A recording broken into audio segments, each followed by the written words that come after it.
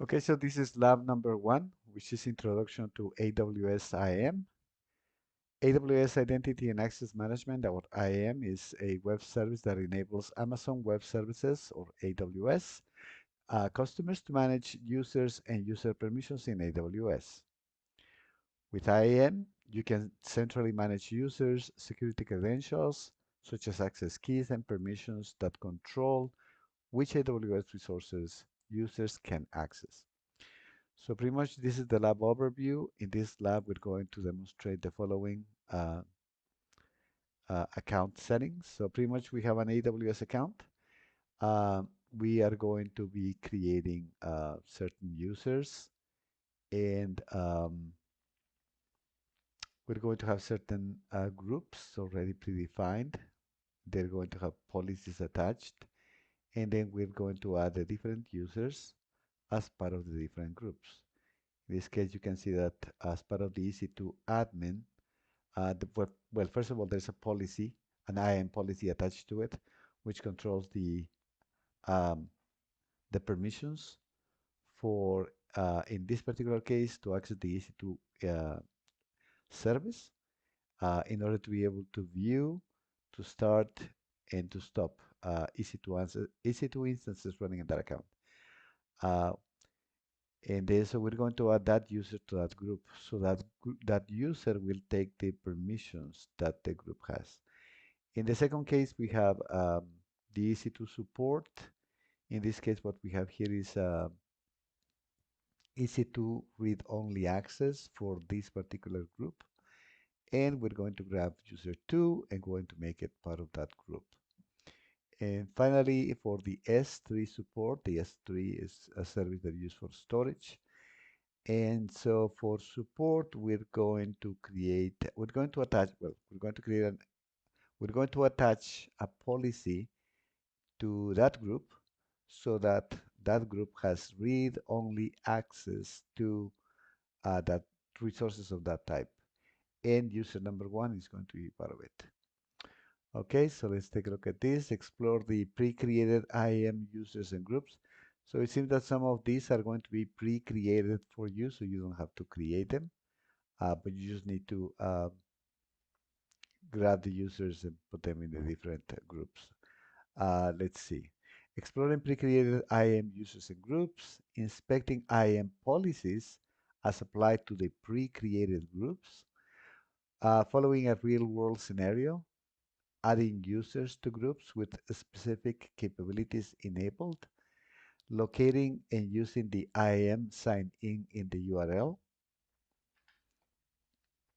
experimenting with the effects of policies on service access. Um, and then we have this note here. It says AWS services restrictions in this lab environment. Access to AWS services and service actions may be restricted to the ones that are needed to complete the lab instructions. You might encounter errors if you attempt to access other services or perform actions beyond the ones that are described in the lab. So pretty much what this is telling you is if you're trying to use a service that is not part of what the lab scenario is all about, you're not going to be able to do that because of the restrictions that AWS puts on the labs so that people can concentrate only on the task at hand. And then AWS Identity and Access Management, AWS Identity and Access Management, or IAM, can be used to manage IAM users and their access. You can create users and assign them individual security credentials, which can be in the form of access keys, passwords, and also multi-factor authentication devices. You can manage permissions to control which operations a user can perform. Manage IAM roles and their permissions. An IAM role is similar to a user in that it is an AWS identity with permission policies that determine what the identity can do and what it cannot do. However, instead of being uniquely associated with one person, a role is intended to be assumable by anyone who needs it. This could be either a person, like for instance, it could be a contractor that has an account with another, has an AWS account, a different one from the one that you're using. Or it can be a service like an EC2 instance that need to access something like a database such as DynamoDB, for instance. And then we have also, you can, with IAM, you can manage federated users and their permissions. You can enable identity federation to allow existing users in your enterprise to access the AWS Management Console, to call AWS APIs and to access resources without the need to create an IAM user for each identity.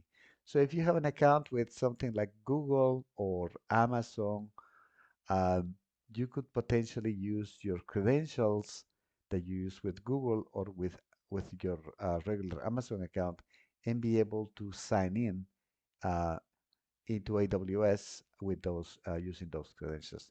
That is what I did with federated users is all about. And then this lab says that it's going to take approximately 4 minutes to complete. The first thing that we need to do is access the AWS Management Console. And then at the top of these instructions, choose Start Lab, which is right here. So you click on this button. And then, so your lab, as you can see, this is has started spinning, which means the lab environment is being created. As I mentioned to you before, we haven't seen this yet, but there is a service called CloudFormation, and that service, CloudFormation, is going to be used in the background. Um, and then you can see a yellow dot here right next to the word to AWS.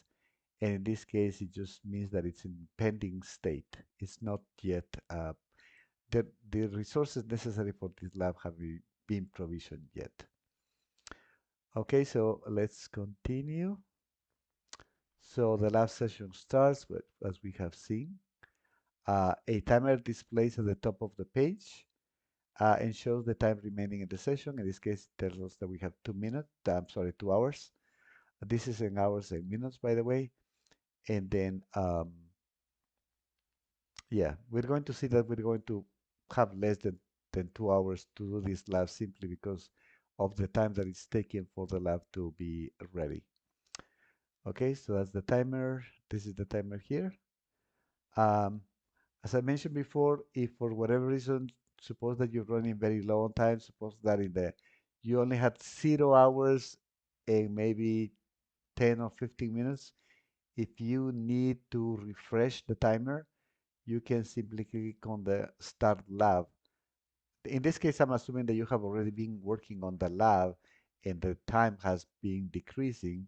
So what you can do is you can click on the Start Lab and that will refresh the timer and you will be able to continue to add more time for you to finish the lab. Okay, before you continue, wait until the circle icon to the right of the AWS link in the upper left-hand corner turns green. So right now it's still yellow. And then once this turns green, we're going to click on this AWS hyperlink here, and this will bring up the AWS Management Console. In the meantime, while I wait for that, I'm going to pause the video. Okay, so it's still going to take some time, but let me read this. Uh, Number 2, to connect to the AWS Management Console, choose the AWS link in the upper left corner. In this case, it's this one. A new browser tab opens to connect you to the console. If a new browser tab does not open, a banner or icon will is usually at the top of your browser with a message that your browser is preventing the site from opening pop-up windows. Choose the banner icon and then choose Allow pop-ups. What happens is whenever you click here, whenever this is green, if you click on it and nothing happens, it is because something in your browser configuration is preventing pop-ups from showing up. So you need to take care of that issue pretty much. That's what this is telling us. Okay, so we'll wait until this turns green. So I'll pause the video in a moment. Okay, you can see here that a pop-up just appeared, and this pop-up tells us details about the environment that was just created. You can see what I was mentioning to you. We haven't covered this yet, but you can see that there was CloudFront was doing its own thing in the background uh, in order to create resources for you. Um, Okay, so now that we have seen this, that the AWS, the circle right next to the AWS link has turned green. That means that we can launch the management console. So if we want to launch the management console, what we need to do is we click on this AWS in this link. In this case, I did not have a problem with the pop-ups, but I'm going to detach this window and put it over to let me see. I'm trying to have it here. Uh, just, well, I'm having a problem trying to detach it. It tries to go back to the same place. Just a moment. Okay, so I have both the instructions in in one tab and I have AWS on the other. Whenever I click on the leftmost side of my screen, I'm going to be selecting the instructions. Whenever I click on the rightmost side of my screen, I will be selecting the management console. Okay, so we have the management console here in the background.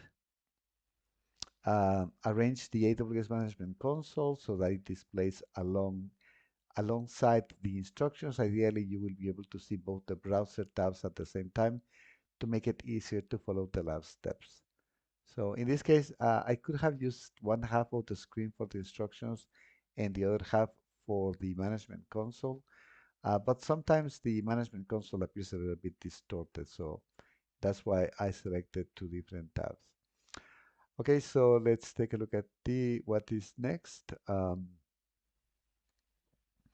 Getting credit for your work. At the end of the lab, you will be instructed to submit your lab to receive a score based on your progress. So this is the submit button. You need to, once you are done with the lab, you need to click the submit button so that you can get a grade regarding your lab. Okay. And there's going to be a script that checks your work. Um, this, the script that checks that checks you that checks you work. I don't know. I think there's something here. The script that checks your work may only award points if your name if you name resources and set configurations as specified. In particular, values of these instructions that appear in this format should be entered exactly as documented, case sensitive. So in other words, you have to follow the steps exactly the way that they tell you. Like if they say create a user group, for instance, name um, finance, for instance, make sure to use the proper, the exact, the way the name is written.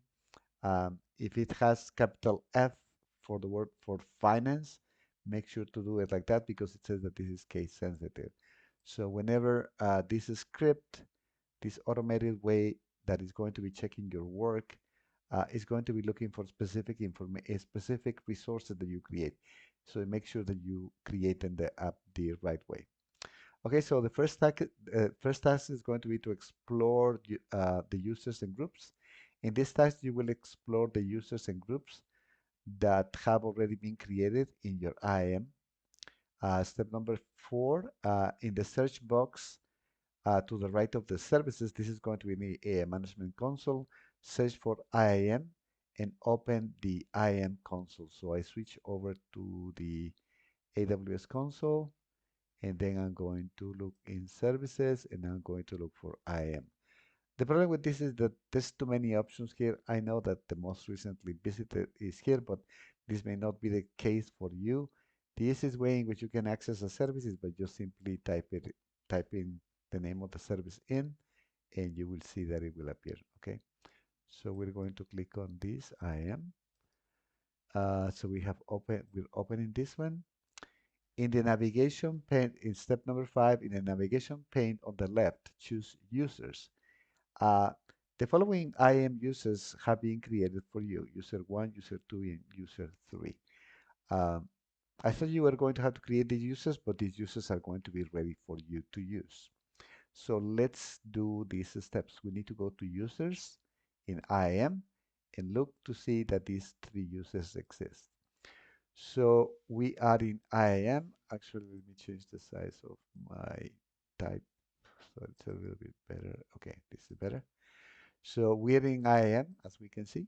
This is the IAM dashboard, and it told us to go to users and look for those 3 users.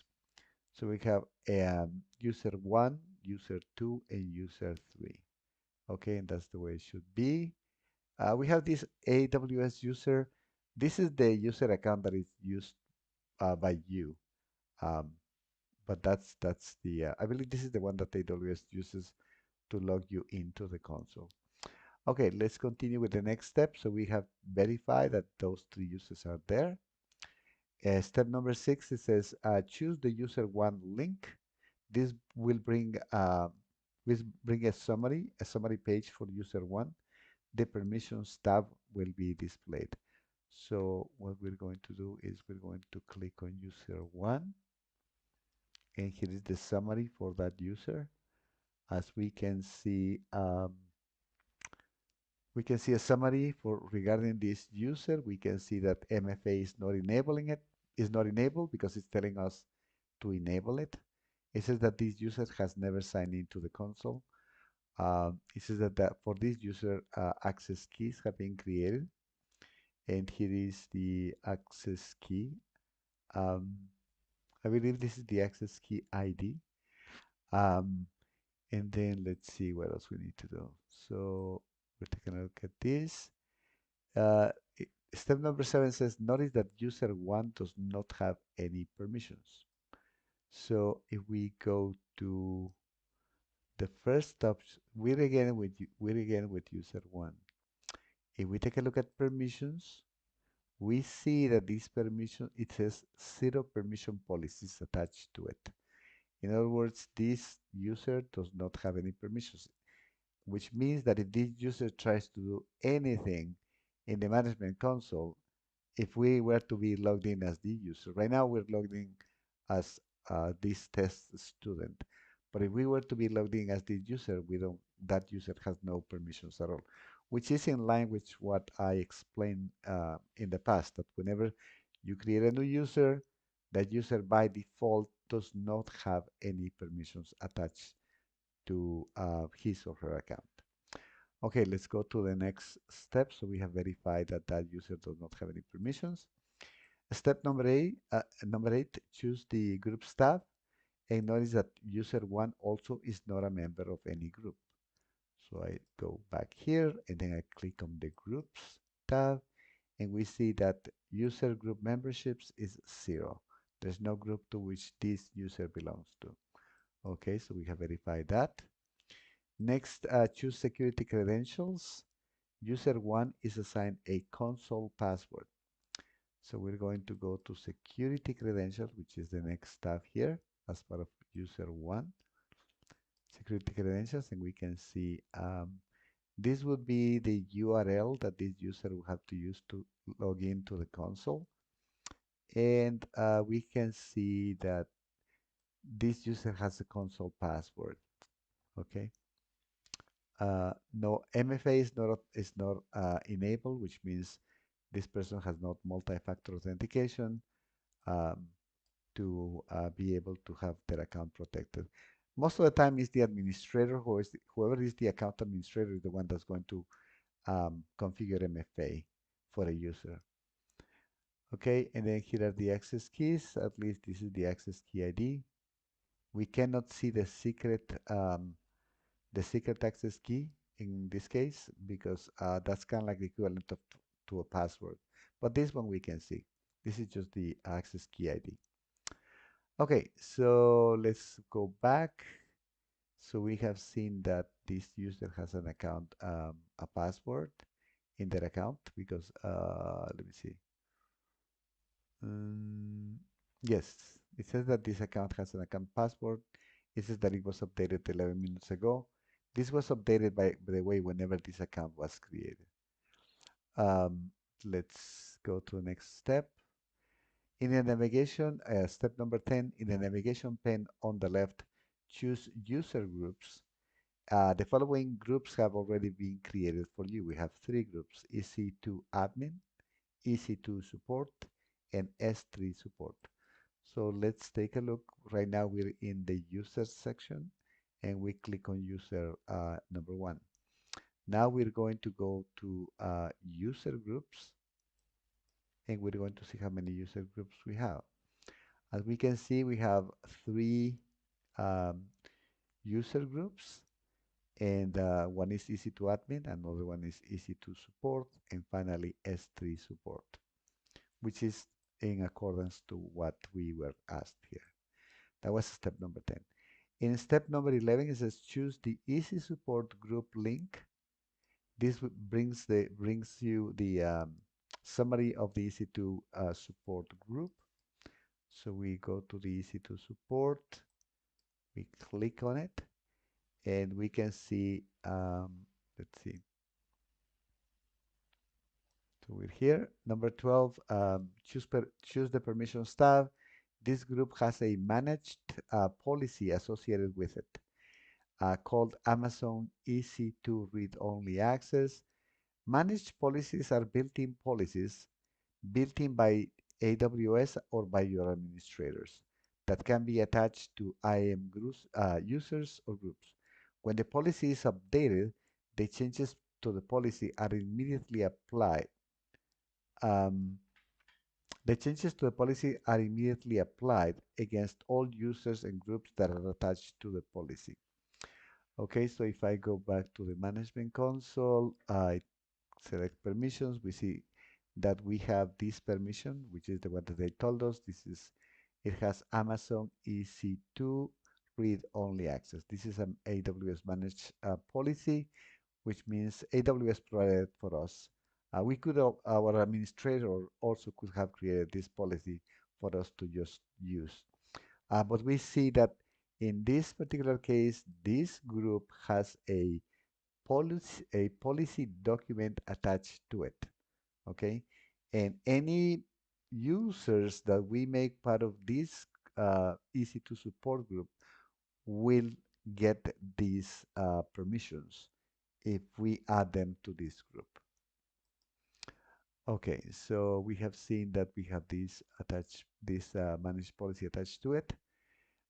Next is going to be choose the plus icon next to the Amazon EC2 read-only access policy to view the policy details. Remember that the policies are going to be written in a format called JSON.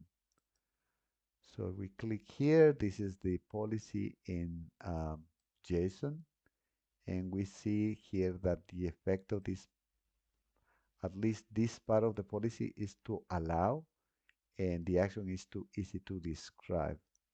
And on the resource is on all of the, whenever you have an asterisk, it just means all of the EC2 instances. But we see that this is one, this is yeah, this is like one action, the one allow policy that we have. We have another one here that does something similar, except that it's for elastic load balancers, being able to describe. We have another one here. It's again we're allowing, and we're allowing these actions. In this case, this is a service called CloudWatch, which is used for monitoring account an account resources health and performance. And also we have another one here, which it's an allow. The action is auto scaling describe, and the resource is all the auto scaling groups. We haven't seen we haven't seen auto scaling groups yet, and we haven't seen CloudWatch either, and we haven't seen elastic load balances, so no need to worry about that. Okay, so we have seen the policy itself. We noticed that it was written in JSON, and we saw the different aspects of it. Um, So note, a policy defines what actions are allowed or denied for specific AWS resources. This policy is granting permissions to list and describe information about EC2, elastic load balancing, CloudWatch, and auto-scaling. This ability to view resources but not modify them is ideally for assigning to a support role. So in this case, whoever is part of the support group, they only need to view information about those resources, but they're not able to modify them. The basic structure of a statement of an IAM policy is as follows. First is the effect, which is going to be either you are allowing or denying the permissions. Then the action specifies the API calls that can be made against the AWS service. In this particular case that they're giving us was CloudWatch list metrics. Again, we haven't seen CloudWatch, we haven't seen metrics, but in this case, this is the action that you're allowed to perform. And finally, the resource, this defines the scope of entities covered by the policy rule. For example, a specific bucket, if you were talking about storage and a bucket, or EC2 instance, or start, which means any resource. Okay, so this is pretty much the effect, the action, and the resource, and that's what we saw here. The effect, either deny, allow, or deny. The action, what is it that we want to be able to perform? In this case, with EC2 instances, we want to be able to describe them. And on what resource? On all the EC2 instances that we have in this account. Um, so let's continue with this. So this was 13. And 14, it says that we should close click on the minus to close this policy from expanding. So this is the minus that they're talking about. This is a toggle. It's a toggle button, and then we're back. Okay. Uh, in step number 15, in the navigation pane to the left, choose user groups. So right now we're in this user group. So we need to go back to user groups. That's what we did. Now we're going to choose the S3 support group link and then choose the permissions tab. The S3 support group has Amazon S3 read-only access policy attached to it. So we're going to go to the S3. So we click on user groups. We need to click on S3 support. And then it doesn't have any users. As you can see, there's no users. And then in the permissions, we should be able to see one policy. In this case, this policy, if we expand it, we're going to be able to see what it contains. But let me take a quick look at this. We can see that it has the Amazon S3 read-only access attached to it, which is this one. That's correct. Choose the no, step number 17, choose the plus icon to view the policy details. This policy grants permission to get and list resources in Amazon S3. So in this case, we can see that we have the get and list. We also have the describe, but those are the policies that we have attached to this. Well, we also have some other like S3 objects lambda.get, but we haven't seen that. Um, in this case, like I said, the ones related to S3, well, even S3, we haven't taken a look at storage yet, I believe, but this is for you to see that the policy limits what are the permissions. Like in this case, we're allowing to do something, but we are not giving full access to S3. We are very specific in what we're giving here in terms of what type of access. It's going to be kind of like restricted only. In this particular case, it's going to be read-only type of access to S3 objects and buckets. Okay, so that was that. We took a look at the permissions.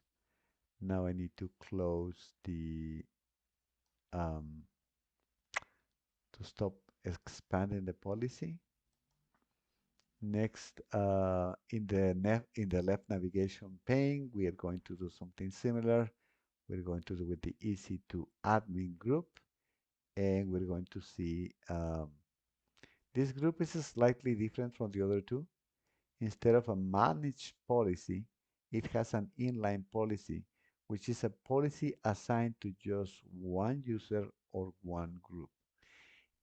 Instead, inline policies are typically used to apply permissions for one-off situations.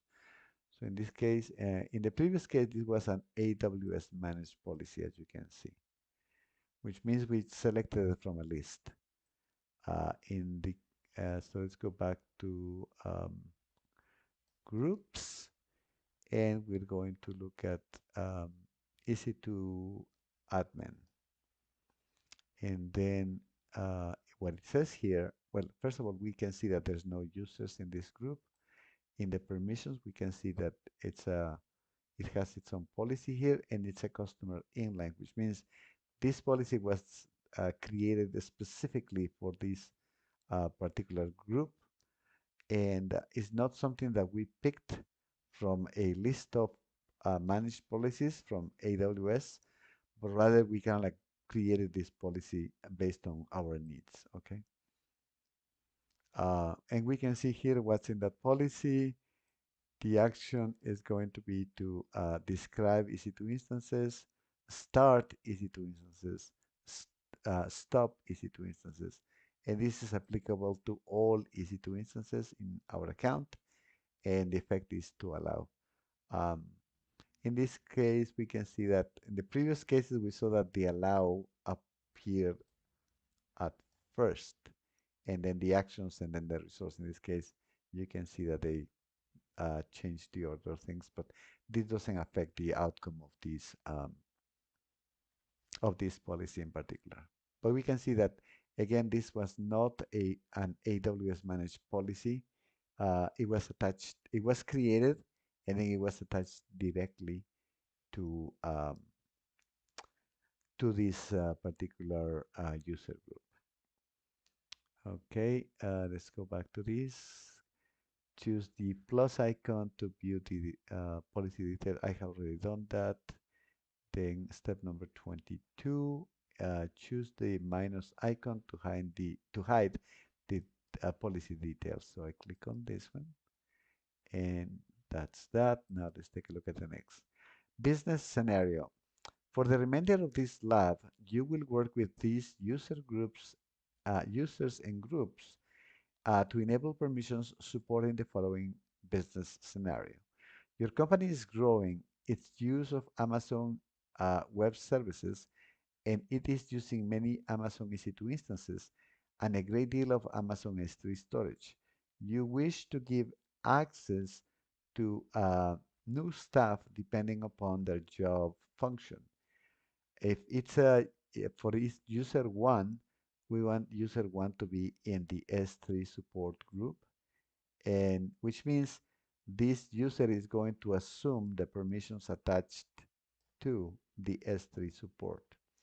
For user 2, we want this user to belong to the EC2 support group, which means this user is going to take on the permissions that were assigned, that were attached to the EC2 support group.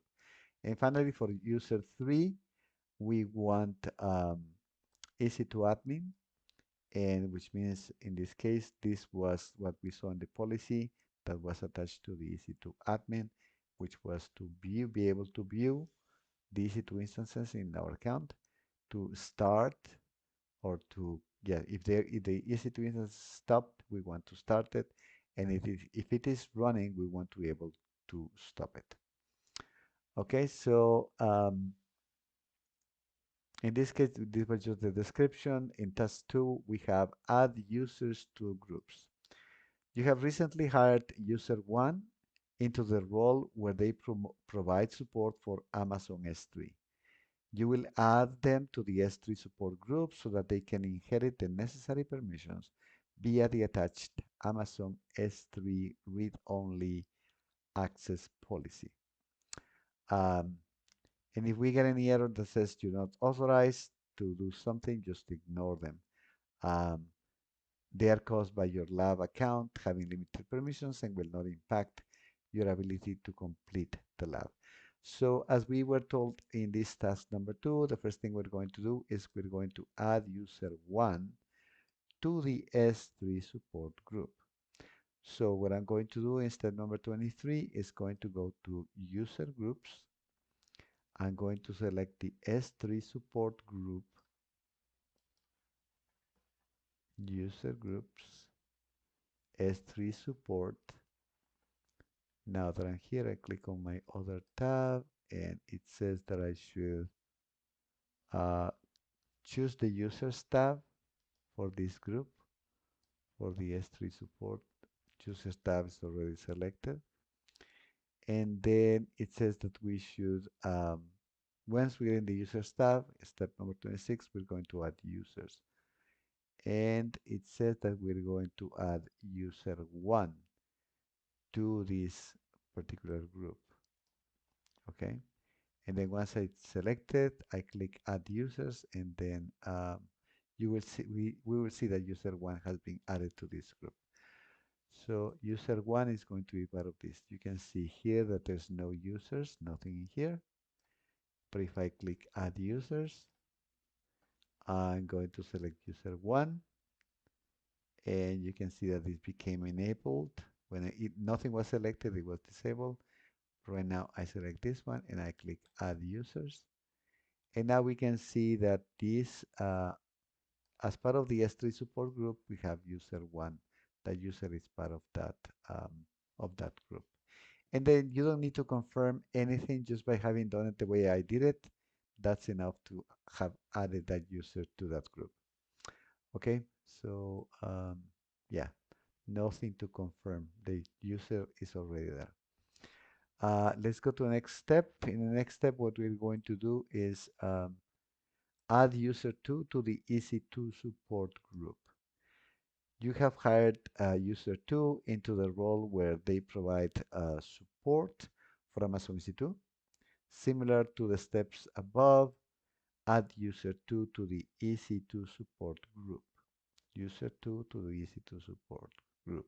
So in order to do that, I come to user groups, EC2, let me see, the EC2 support group and user 2. EC2 support group, I click on it. We see that there's no users here. And I'm going to add user number 2. So user, okay, so I click on add users and we can see that we are going to add user number 2. Something interesting that you can see here is that I could have added also user 1 to this same policy. So what I just showed you was the possibility of having one user be part of multiple groups, right? That's why you have this type of checkboxes. But in this case, they just want us to add user 2. So I'm going to add user 2, and that adds user 2. And now that we have done that, let me see. Uh, Finally, I need to, for user 3 is going to be, oh no, this is the one that I just did. Oh, let me see. The one that I just did was this one, EC2 support. The last time in the last thing that I need to do to add a user to a group is going to add user 3 to the EC2 admin group. So I click on user groups and EC2 admin.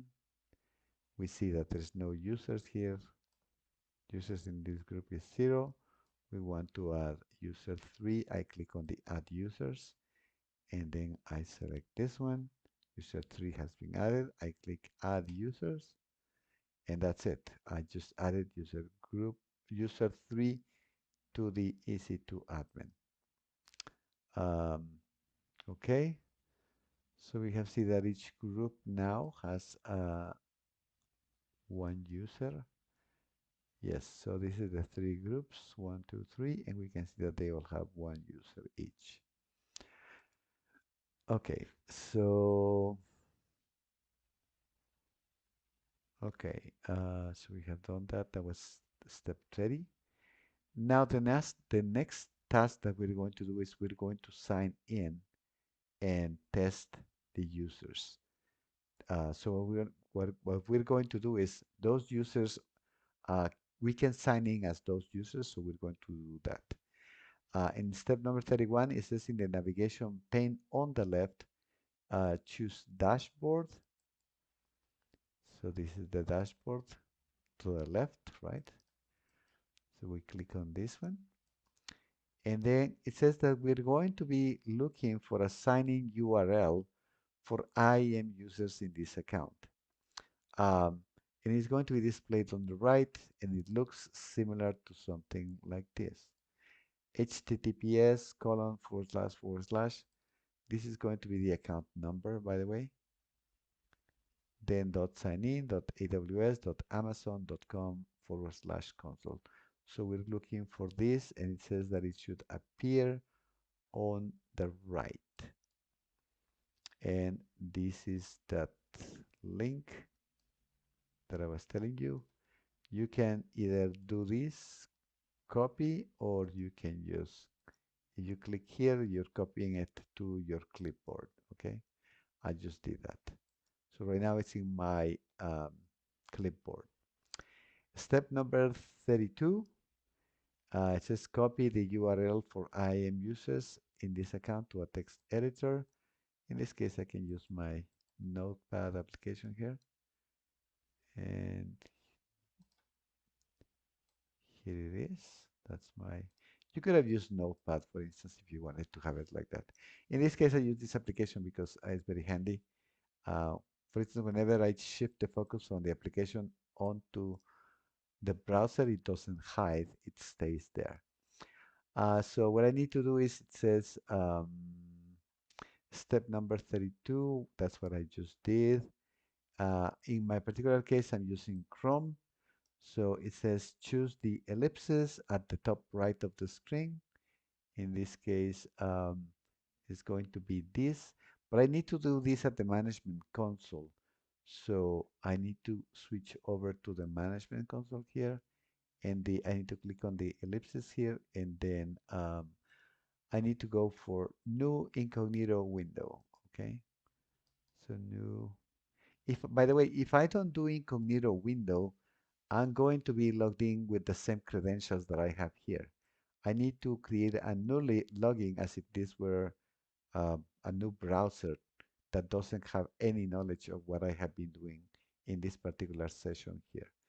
So I create a new incognito window, which is here. And then here, what I need to do is paste the IAM users sign-in link to the address bar of your private browser session, and then press enter. So in this case, I'm going to use user 1. Okay, so I'm going to be using user 1, and I'm going to sign in with these credentials. We saw in IAM that the user was going to be user-1, and then the password is going to be lab-password. Okay, so let's go one step at a time. First, we get this. What we're going to see here too is something that I mentioned to you before. If you're a regular user, for a regular user, they need to enter 3 pieces of information. One is the account number or the alias, which is a friendlier name for the user, and then the username. In this case, we saw that it's going to be user1. So I copy it from here, switch over to the incognito window, click paste, and finally I need the password for this user, which is going to be lab password. Switch over to my incognito window for my console management sign in, and then I'm going to, let's see, in the search box. Okay, so I need to sign in with these credentials, so I click sign in.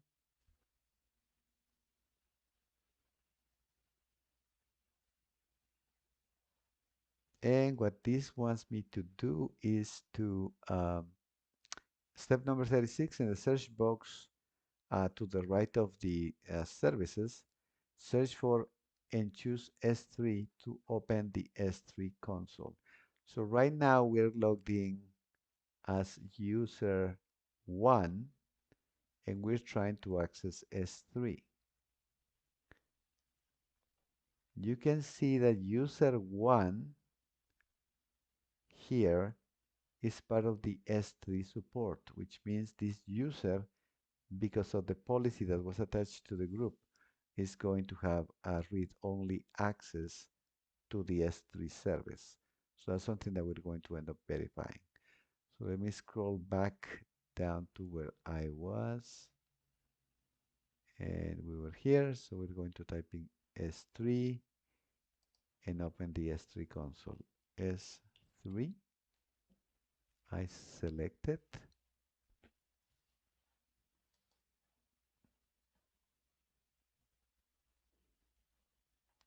So we're going to be in the this is the S3 management console, by the way. And we can see that there's a bucket here.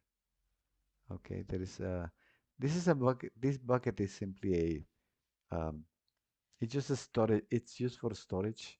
And so we have this sample bucket here. And let's see what they want us to do.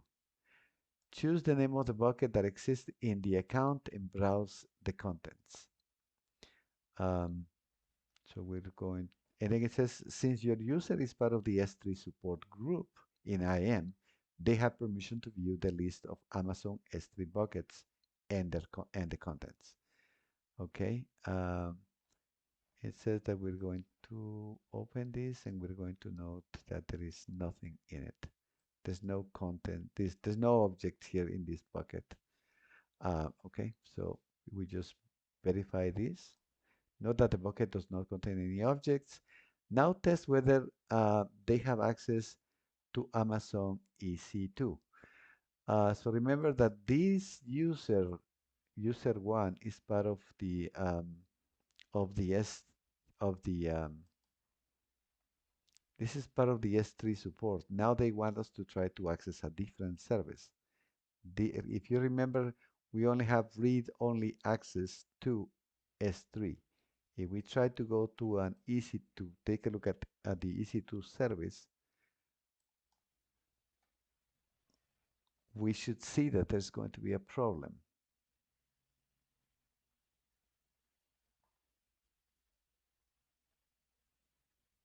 So this is the EC2 dashboard. If I click on this one, which is I want to see what are the EC2 instances running in this account, let's see what happens. You see that it says you're not authorized to perform this operation. And this is because we do not have, we're not authorized to perform this action, which is called the EC2 describe instances, because no identity-based policy allows EC2 describe instances. Uh, but this was as expected, so this user could not access any other service based on the policy that was attached to that user's account. But we're verifying that they cannot even list the EC2 instances running on this account in this account because you're not authorized to do that if you're logged in as user one. Okay, so now that was this step. I click on this one and we saw that we got the error message that we were not authorized to perform the operation of describe instances. You will now sign in as user 2, who has been hired as your Amazon EC2 support person. So what we're going to do is I need to sign out, in this case from my incognito window. I need to sign out as user 1 so that I can sign in with another account user. So in this case, I just sign out of that. Oh, by the way, yes, I should have shown you how to sign out.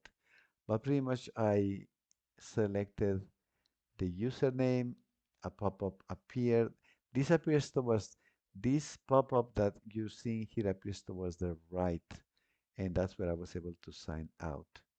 But I forgot to do that, so sorry about that. So I sign out as user number one.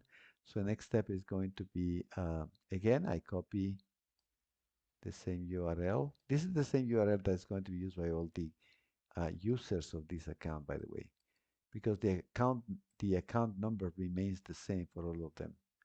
But you can see it here. So now it says that we're going to be logging in as user two. Made a mistake. I need to go here, so I select user 2, copy, paste it, and then finally I need to get the password for this user, and the password for this user is this, and sign in as that user. Okay, just to quickly show you the step that I missed before, if you need to sign out, like in previously I signed out from being user 1, I click on this. This brought the pop-up screen, and then I was able to sign out. But in this case, I just signed into this, and I'm about to perform some action. So in this case, in step number 43, it says that I should choose the EC2 service from the list of services.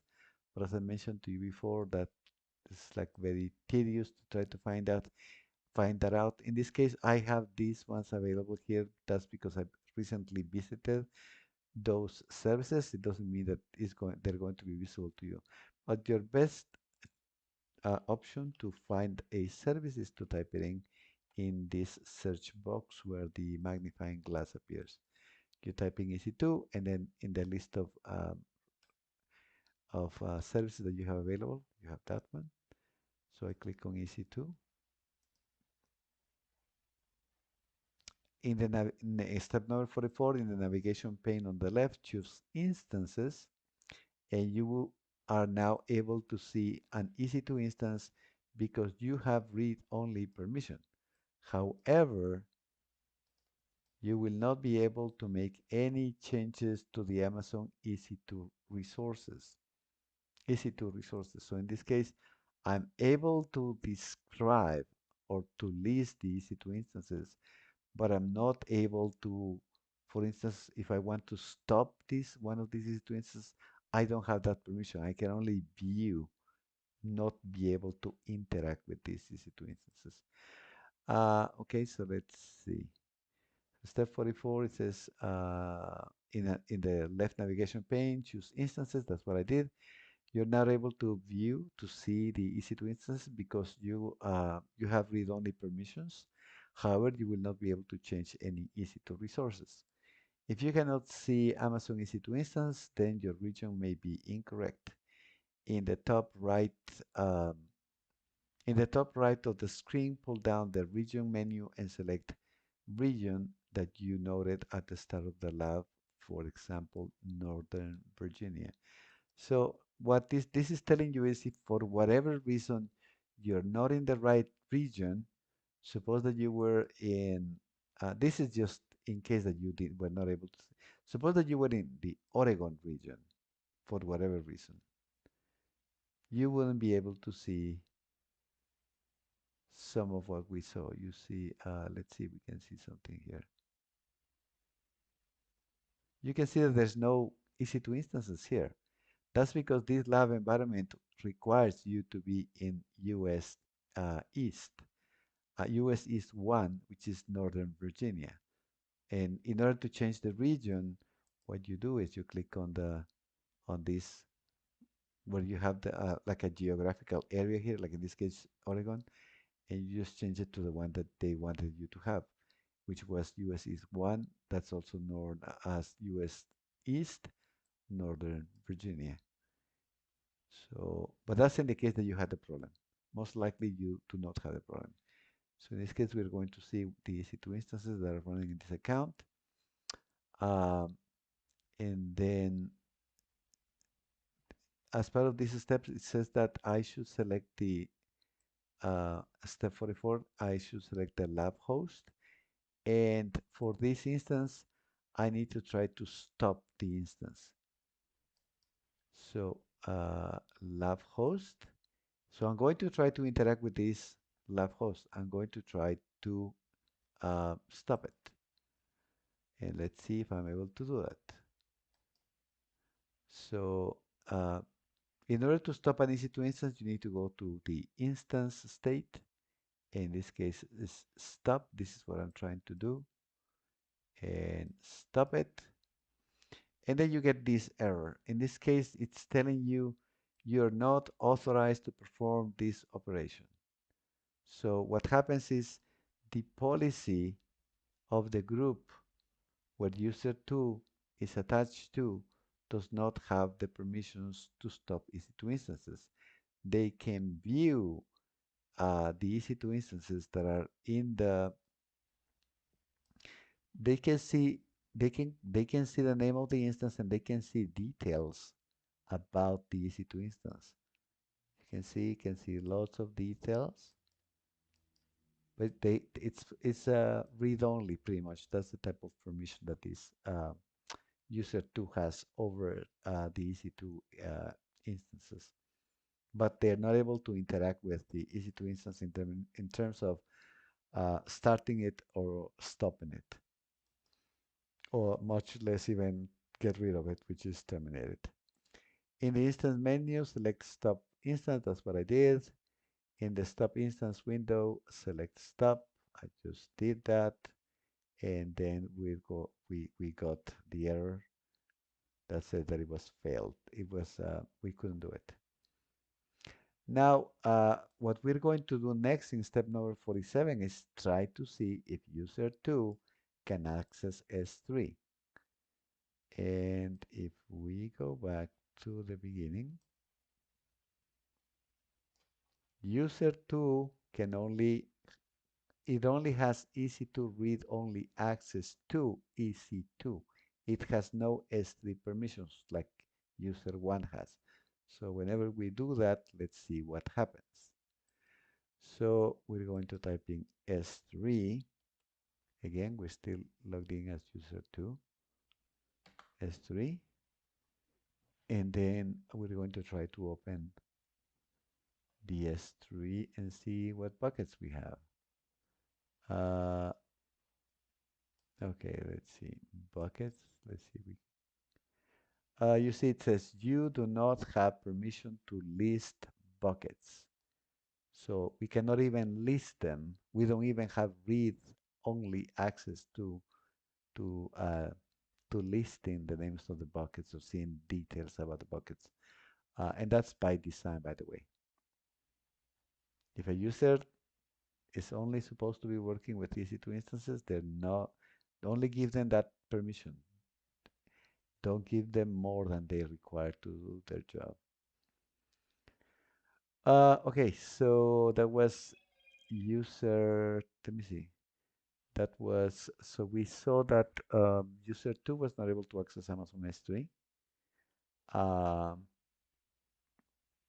Now the next step is to sign out as being user 2. That's step number 49. I go to the management console in the incognito window and then I click on sign out. This is so that we can sign in as user 3. So let's take a look. So I need to go again, paste the URL. In this case, I click on this, copy link. I need to paste it.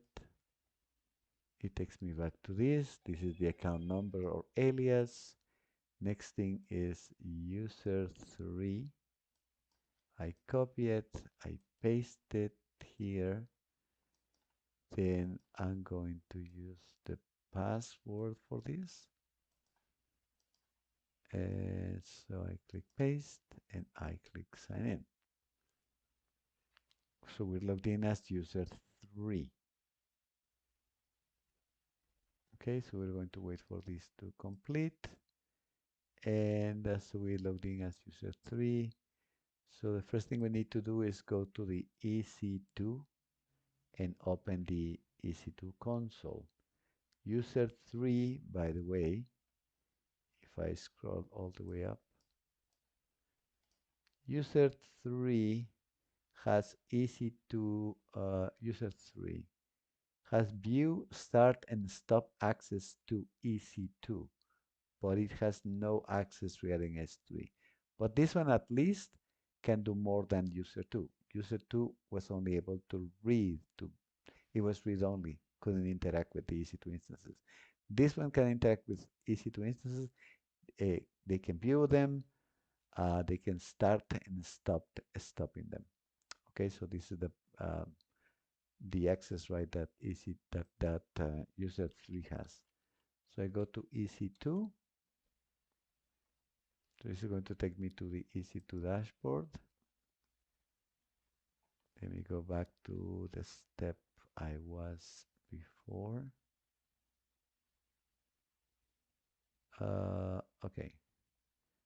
So let me see. Am I logged in as user? Yes, I'm looking at user 3. So it told me to go to the EC2 instances, and they want me to that I should have permission to stop the lab host. So let's give it a try. So I click on instances. There they are, and then let's select lab host, and let's see we can stop it. In order to stop it or to start it, that's part of the instance state. So we're going to select stop instance.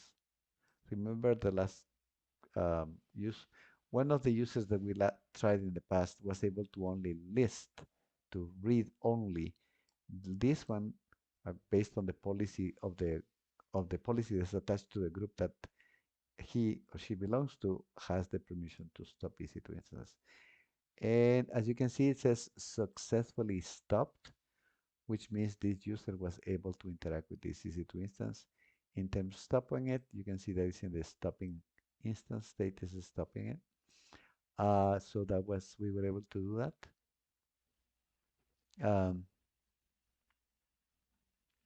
And then in the instance state menu, stop instance, in the stop window, choose stop, close your private browser window. They didn't have me try to access S3, but because we saw that this one only has access, the policy attached to the group that each user 3 belongs to, they're able to interact with EC2, with the EC2 service only. And we have the permission to even stop an EC2 instance.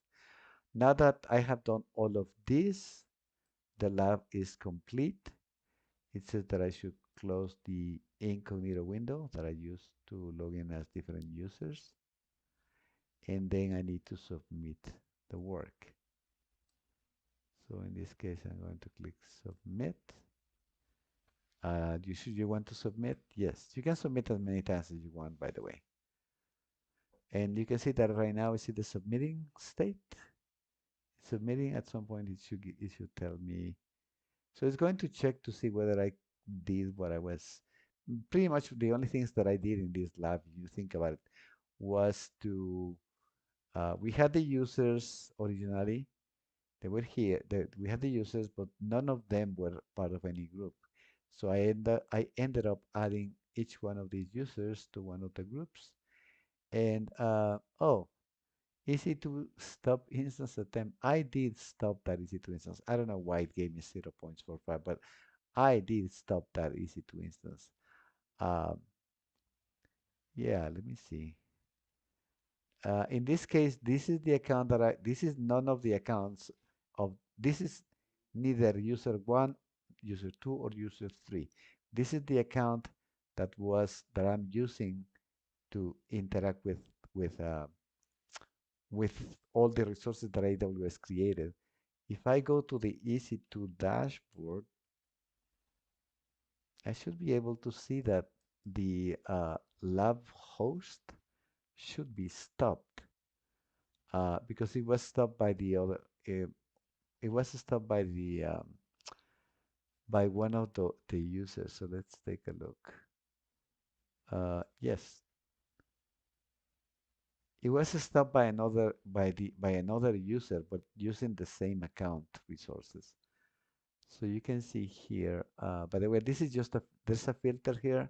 This filter is only showing whatever is running. If you want to see everything, you need to make sure to close this filter. But you can see that this lab host is stopped. Why didn't it give me the 5 extra pounds? I have no idea. But let me resubmit it. Maybe it wasn't fully stopped. Let's see if that was the case.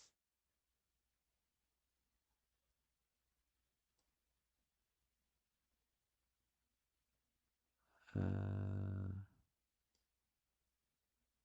Lab host is the one that I was supposed to stop. Lab host is the one that stopped. Okay, let's see what I get.